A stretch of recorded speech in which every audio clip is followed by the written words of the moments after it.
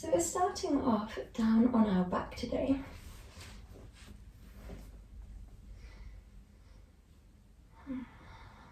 We're going to place our hands on our tummy.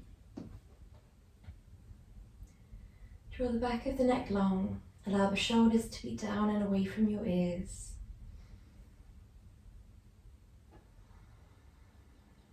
Allow the back body to relax into the floor.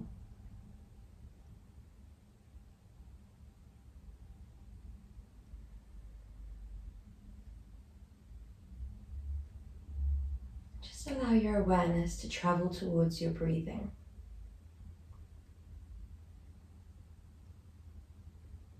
Allow it to begin to slow.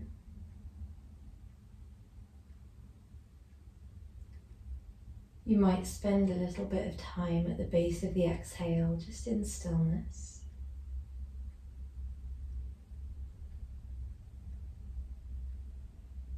We allow the inhales to be slow and natural.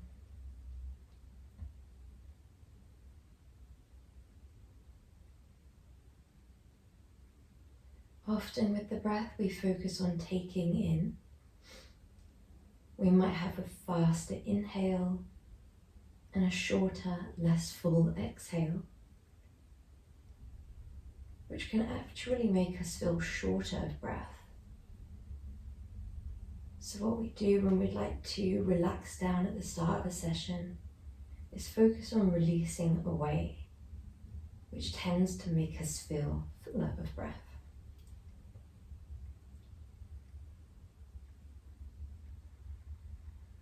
Focusing on the completeness of the exhale.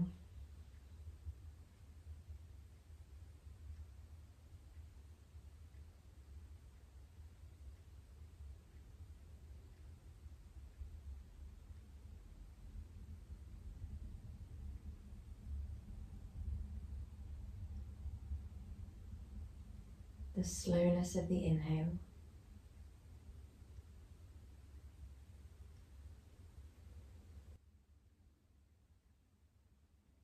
And when you're feeling ready, we're coming into our first movement.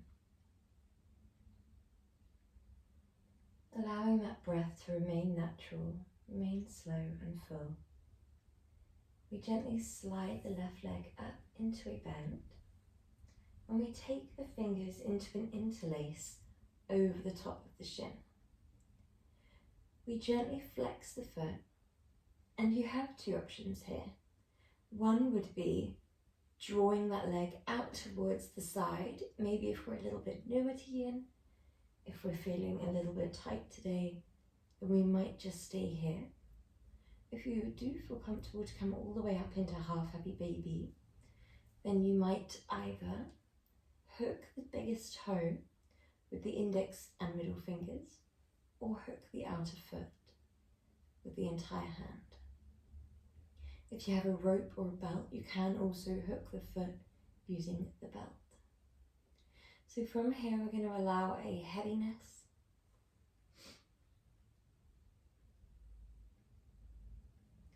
We allow a switching off.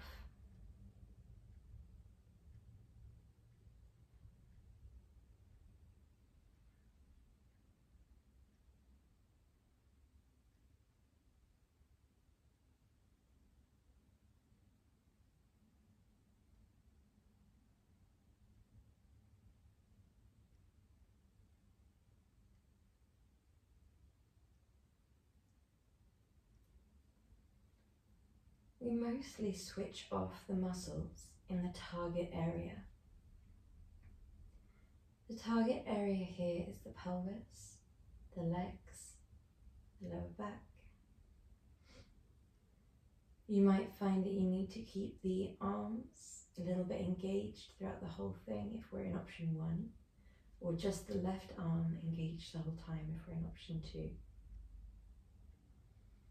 Having that element of yang is absolutely fine. Having the muscles switched on to keep your leg in place is absolutely fine.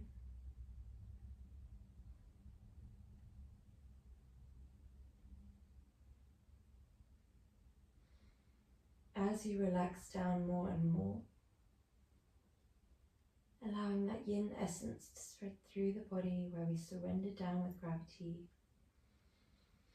where we melt into the pose, where we soften every single muscle.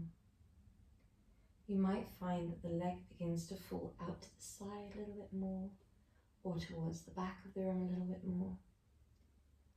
Just allow wherever it naturally falls to be your perfect version of this pose. For as long as there is only a sensation of deep stretch and no sensation of pain.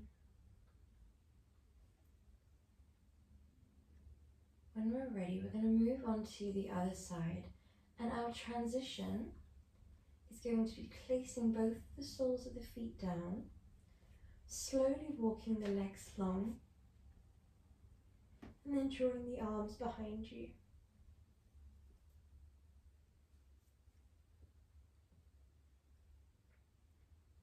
We just rest here for a moment, allowing ourselves to pay attention to the sensations that run through the hips.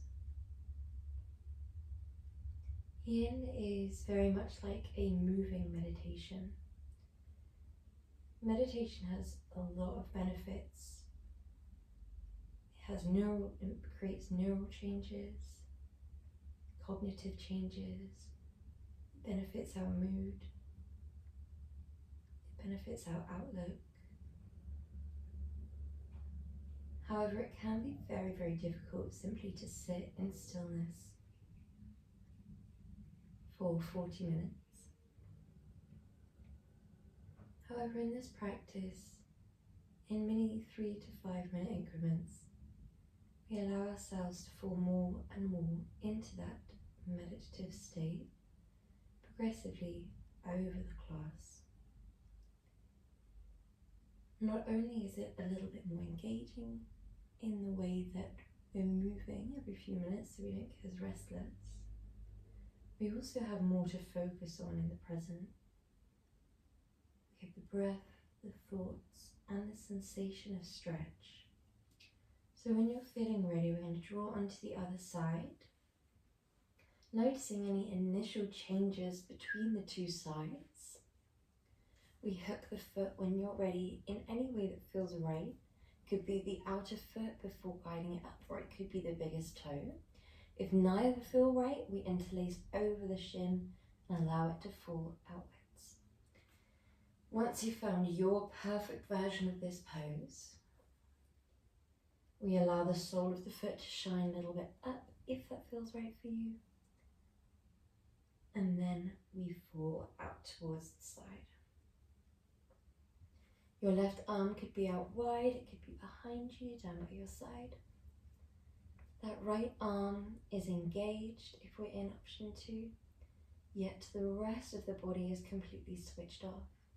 You might want to travel with your awareness down that right arm, making sure that the engagement stops at the shoulder and doesn't carry on into the neck or into the chest.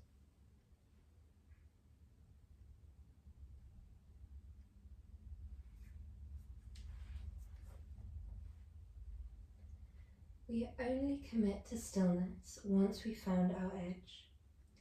Our edge is the point in which gravity lowers us down to, where we feel that lovely halfway point between no sensation at all and far too much sensation. We never want to surpass into the sensation of pain,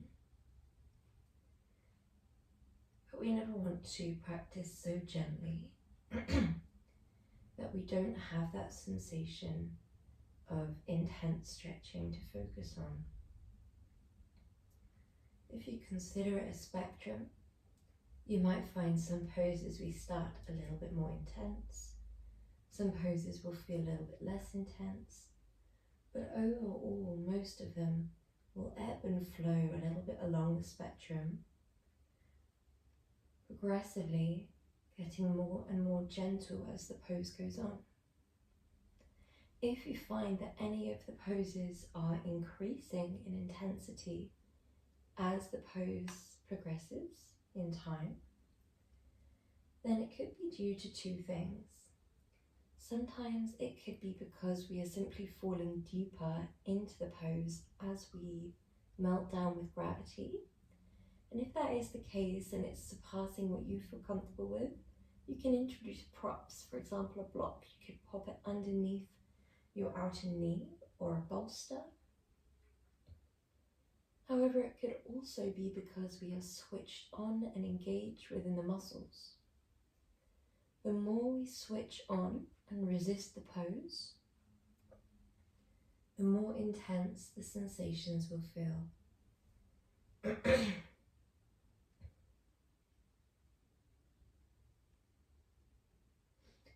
When you're feeling ready, as slowly as you can use the arms if you need.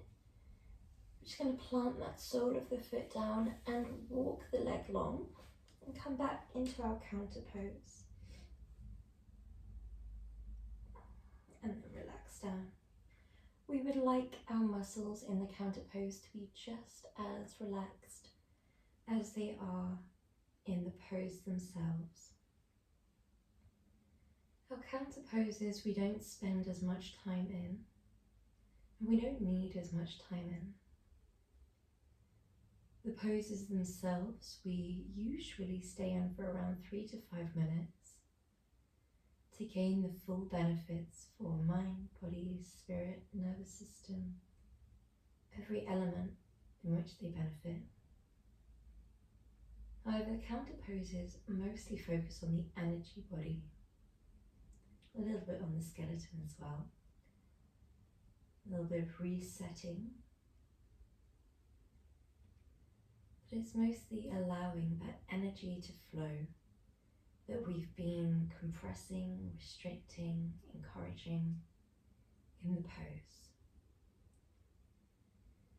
This all draws upon traditional Chinese medicine theories of the meridian body that runs through each and every area of everyone's body. Each meridian relates to different emotions, different internal organs, and it's thought that they can, when out of balance, when there's a lack of harmony, either too much flow or not enough flow in one area, that we can begin to feel an excess or a lack of certain emotions and a lack of that sense of well-being and life that runs through us. People refer to this energy that flows to us and through us differently. Some see it as life force or love or energy, prana or chi. However you choose to visualize or refer to the energy that flows through us, we're gently encouraging it throughout today's session. When you're feeling ready, we're going to gently roll onto our fronts. So here we have two options. Option one is the elbows stay underneath your shoulders for what we would know as a Sphinx pose, or the palms come down and we press into the palms, or the fingertips I should say, for what is known as seal pose. Now both of these poses you can make gentler by moving the arms further out in front. So if we are in Sphinx, that would look like this, or seal, that would look like this.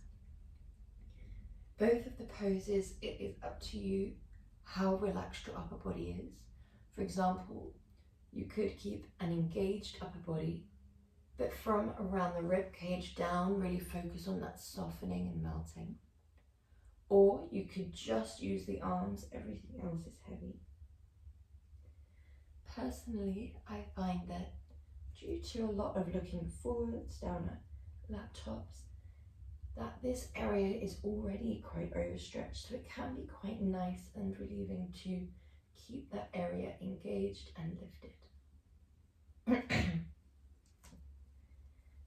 ironically, the more of the body we relax down, the easier it is to fall into that meditative essence or that yin-like state within the rest of our body, the rest of our emotional body, energy body, mind and nervous system. So do what feels right for you.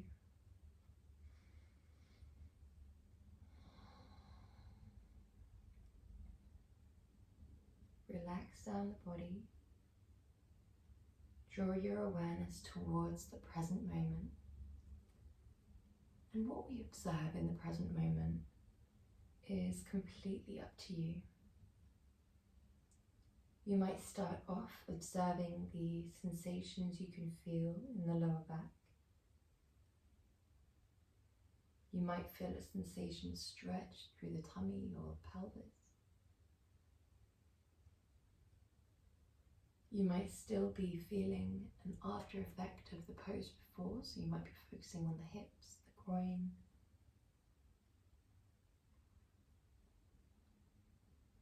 Your attention might shift towards the breath as it moves in and out of the tummy.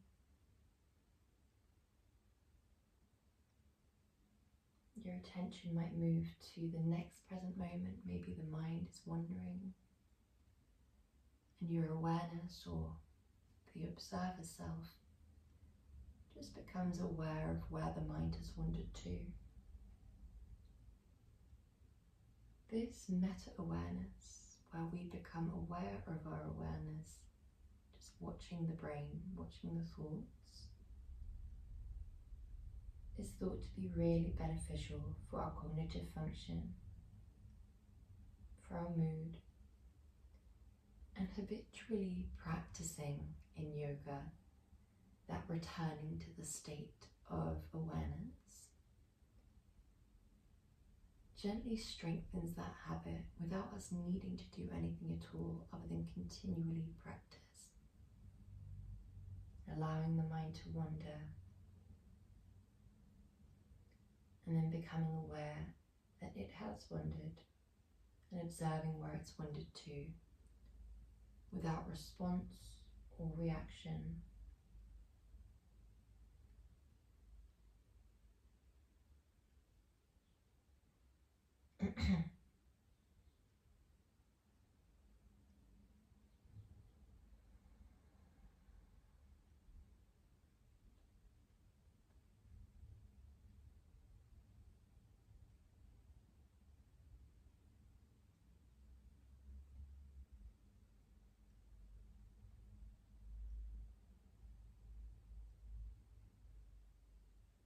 This means that we don't have to be perfect whilst we're practicing.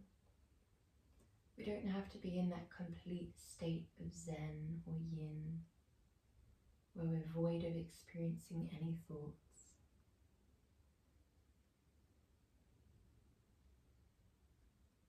It also doesn't mean that we can't respond to the thoughts that we experience when we're not in that state of awareness.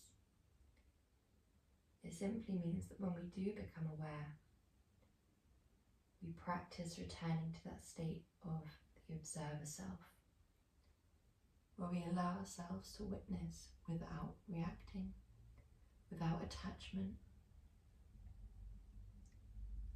as if we're watching a stranger talking. When we're feeling ready, we're going to gently release through the lower back and through the hips. So we're going to thread the left arm underneath the body. We're going to take the right arm into a little pillow so that forearm's coming forwards. And your right knee comes as far out towards the right as you can, relaxing the head down. If the arm situation is far too intense, then we swap it out for a more traditional left arm is the forearm, right arm mirrors the right leg. Do what feels right for you.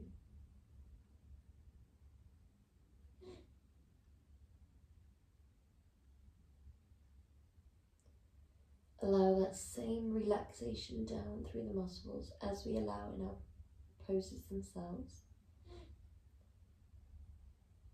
The meridian system is thought to carry that life force, but it's thought that it can become blocked, whether that's due to stagnancy, blockages in our energy body, in our physical body. So yin poses could be seen very much like a massage, or like acupuncture, or reflexology. We apply pressure on an area, whether that be stimulating an area, blocking an area, with the intention to encourage that flow of energy by releasing tension, releasing and removing blockages, almost like kneading down into a knot until it dissipates and disperses. We hold our poses in a relaxed state, applying gentle, firm pressure, compassionate but also tapping into that discipline, always looking for that perfect balance between the two. When you're ready, we're going to swap sides, just gently drawing that leg back through center, and we either thread the right arm under, left arm comes round into your little pillow, and then we draw the left leg out to the side, or if the arm is a little bit too intense whilst threaded under, then we draw the other arm, like so.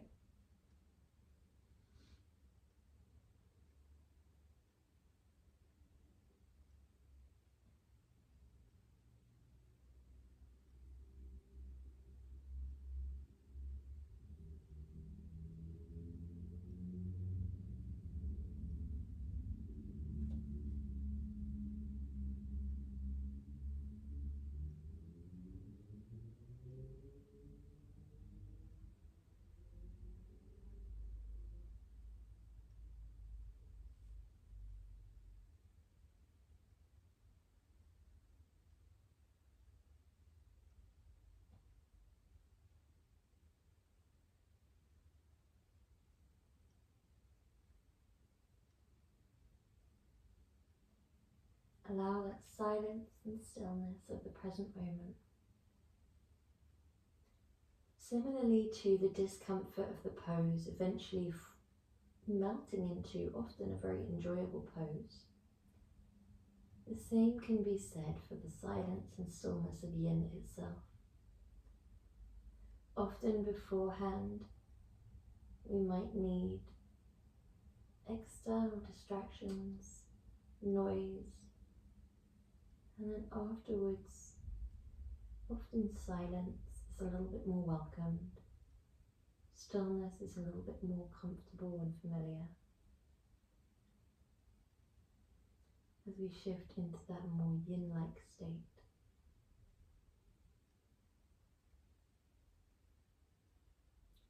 When you're feeling ready, slowly making your way back through center, we're going to come up onto our sitting, or into our sitting position. We're going to draw our legs into a little deer pose. So, one leg is in a right angle. The other leg is either all the way back in a right angle, shin parallel, thigh parallel to the rim, or you can draw that leg all the way up and in so that the knee touches the sole of the foot if the first felt a little bit too intense on the groin. Either way, we have a few options in the upper body also. So if we'd like a gentler practice today, we frame the knee. If you'd like a little bit more of an intense practice that targets the gallbladder meridian as well, then we come into a full twist where the palms are parallel with that thigh. Once we found our perfect position, we could stay upright the whole time if that's what we need, or we could walk the hands forwards. Now this can start off feeling quite intense. We're targeting the stomach and spleen meridians, the liver and kidney meridians. We're also targeting the gallbladder meridian in that twist, and maybe even the urinary bladder meridian in the spine, depending on your body. So there is quite a lot going on here. Yet despite there being so much of the body being targeted, the body also has that opportunity to completely relax. For example, when we were on our back in our first position, your arm was having to stay very engaged, very yang. However, here your entire body can switch off, melting into the ground. And when your entire body can switch off, that can begin to signal to the nervous system that we are safe, that we are relaxed, that we are calm. And when we signal this to the nervous system, it can have a knock-on effect for the mind. The thoughts can become slower.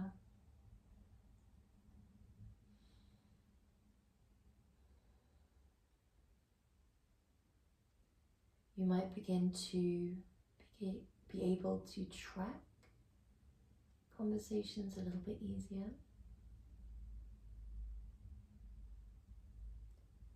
Beginning to watch and observe thoughts.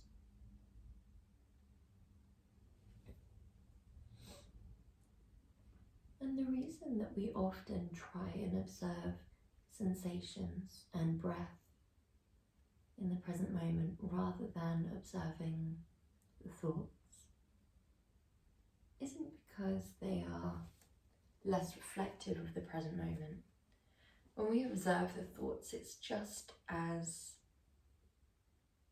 valid as observing the sensations, the breath leaving the body and filling the body in the present. It's just a little bit harder to not respond or react or watch them with attachment. It requires that little bit more shifting out of what we might usually do. So going against the grain of our habit whilst we create new habits of just observing,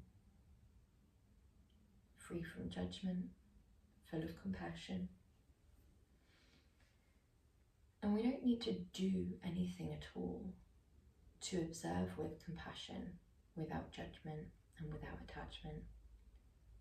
All we need to do is allow us to be our natural selves, return to our natural state. But we're often so conditioned to that state of doing, where we feel compelled to create an opinion, whether we agree or disagree, where we attach emotions, all things that help us so much in day-to-day life, but can lead to burnout if we spend all day, every day in that state. We just need that bit of respite, where we allow that rest. We allow ourselves just to exist perfectly in the present without the need to do anything at all, physically, mentally, energetically. We just allow ourselves to exist and shift gently into that state of being.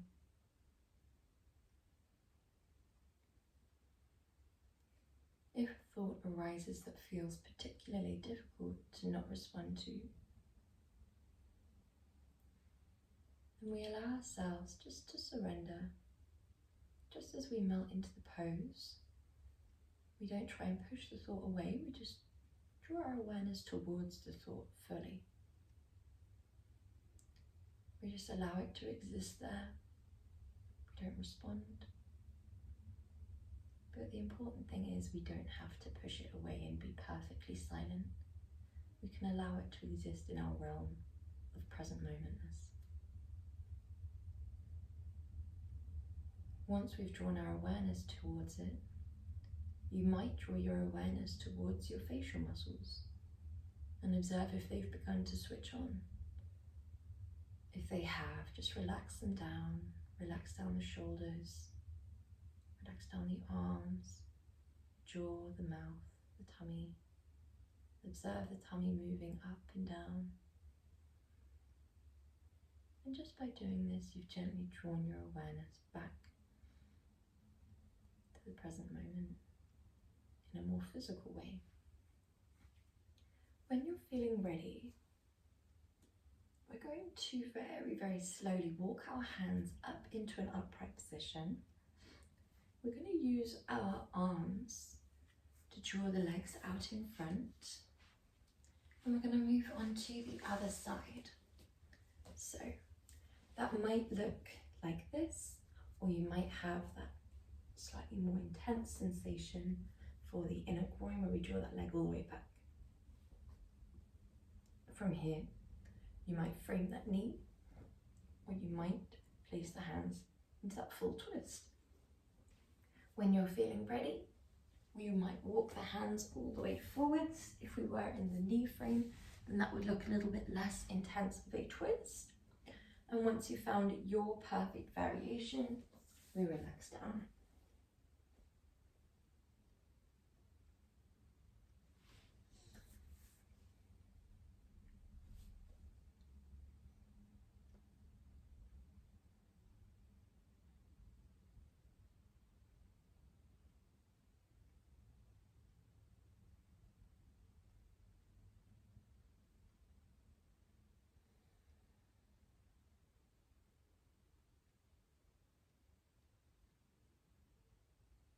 Just as the poses become more and more comfortable, that stillness and that silence becomes more and more comfortable.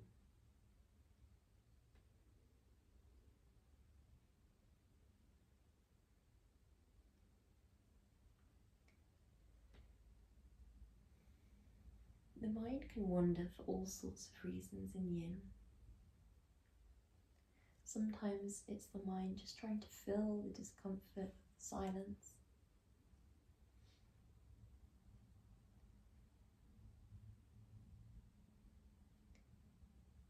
Sometimes it's because we're tapping into an area of the body that might hold a bit of emotion or tension. And we are just releasing it, not necessarily away from our body, but just allowing it to release into our consciousness, into our awareness.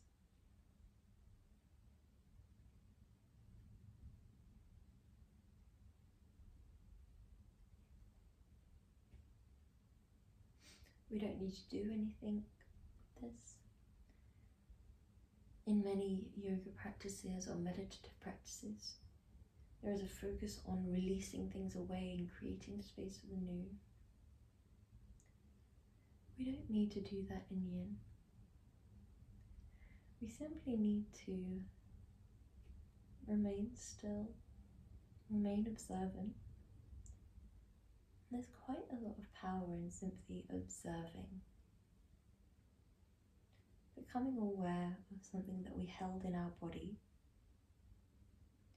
is like shining a spotlight on how interconnected the body, the mind, and the breath are.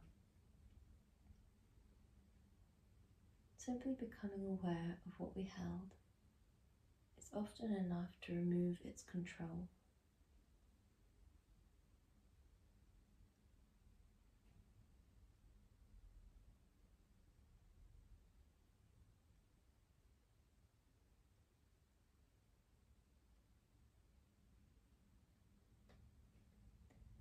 The gallbladder, which we're targeting in the side body, is thought to relate to feelings of release and letting go and forgiveness.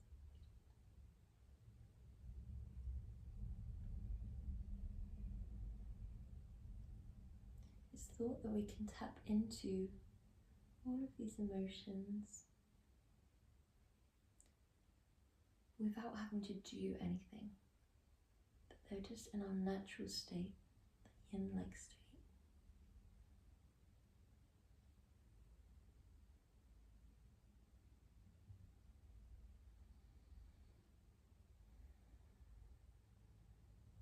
When you're feeling ready, slowly making your way up, we're going to grab our block if we have one, and if not, we're just going to take a regular Savasana.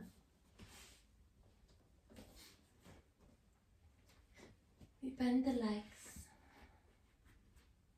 we slide the block underneath our body, lowering our pelvis down on top.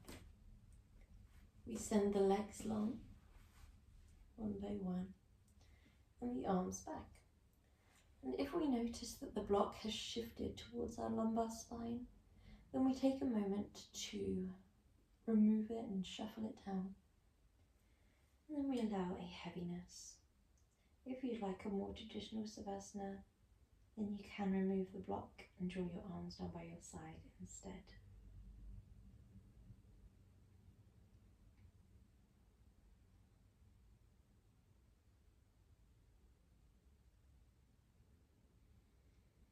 Allow a complete relaxation through your forehead,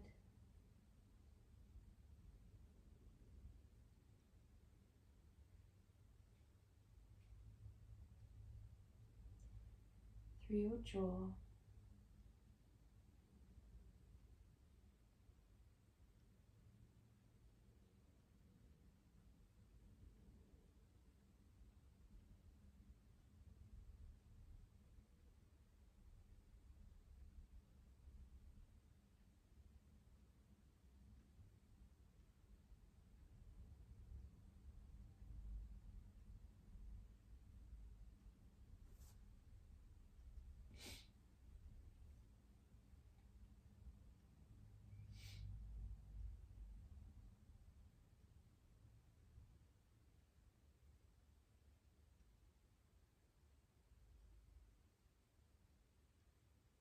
allow a relaxation through your shoulders,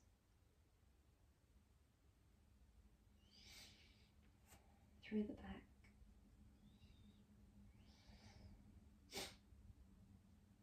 Each pose is not only providing benefit for the energy body, that flow, for the mind, the stillness and silence, for the nervous system, gently shifting it into that restorative state. The parasympathetic nervous system can gently switch on. But it's also amazing for the body. Often these deep areas of the body are protected through stretch response, the muscles engaging and contracting, because these deep areas of the body don't like impact or speed or repetition, but they respond well to long, still, yin-like holds, and they need to be moved in a way that they enjoy to ensure they don't become underused. So we've created length and strength and lubrication in these areas in today's session, along with improving and encouraging that flow of energy which balances the emotions, along with bringing a yin-like state into what can often be a very yang-like day or week or life. So we're just creating balance, helping mind, body and spirit, and uniting the three. You can stay here, or if you like, you can draw your arms down, slide your legs up, remove the block away, and roll onto one side. If you are staying here, stay as long as you like. Namaste.